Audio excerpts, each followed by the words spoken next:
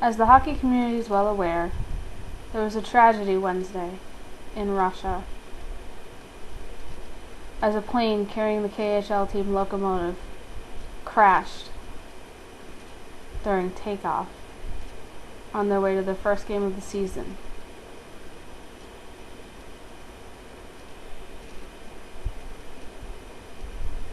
As a hockey fan, that's your worst nightmare, is to watch an entire team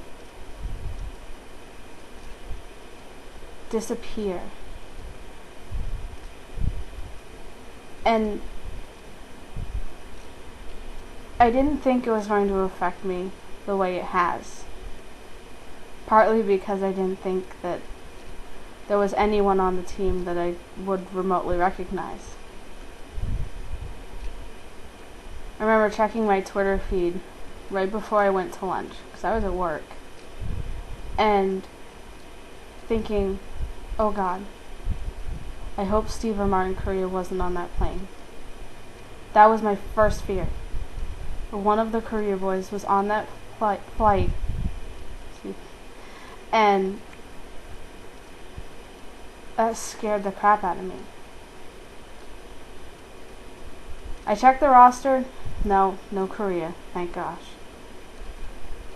Then I looked at the roster again, thinking I didn't recognize any names, but let me just double check. I wish I hadn't. Because a player that I've been watching in the NHL since '96, who played alongside my favorite player in Anaheim, was on that plane. A guy who was on my Red Wings last season.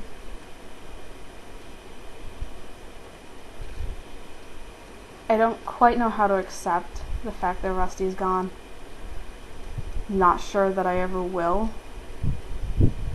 Only because I don't think I'll ever accept that this tragedy happened. I don't know how anyone really could. And I know it'll take a while to get over. I haven't cried in a couple of days, thankfully. But it still hurts. I mean, I've watched Rusty for as long as I could remember.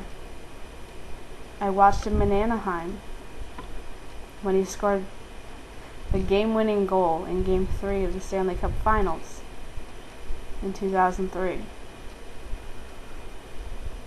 One of my most memorable hockey moments. And the fact that he played for Detroit last year, I was so ecstatic when I found out he was.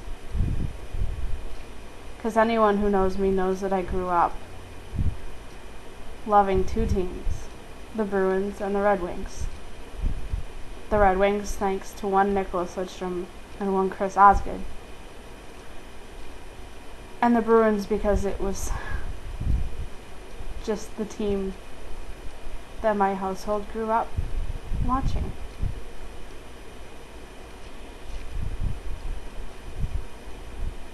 And so when Rusty was signed with Detroit, I was ecstatic because I knew what he was capable of. I knew what kind of a defenseman he was.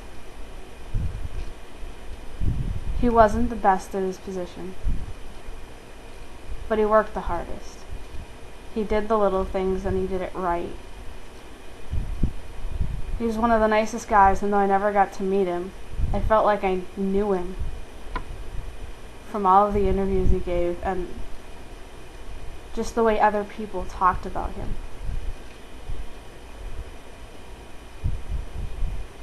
Now, this isn't to say that I don't feel for every family member and every friend of all of the other players and crew members that died on that plane.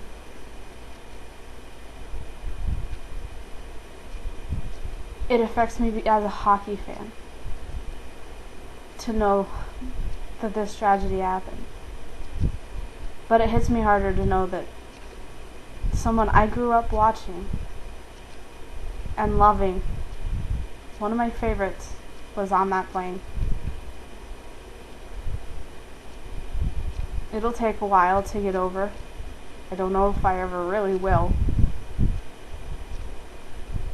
But I know that I'll never forget the memories Rusty gave me, whether it was in Anaheim or Colorado or Florida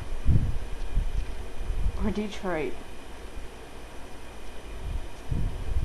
He was a fan favorite. He was definitely one of mine.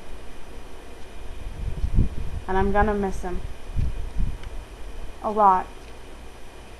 And I know a lot of other fans will too. I can't wait for the hockey season to start, so this off season can end and we can get back to doing what everyone on that plane loved to do, and that's just play hockey.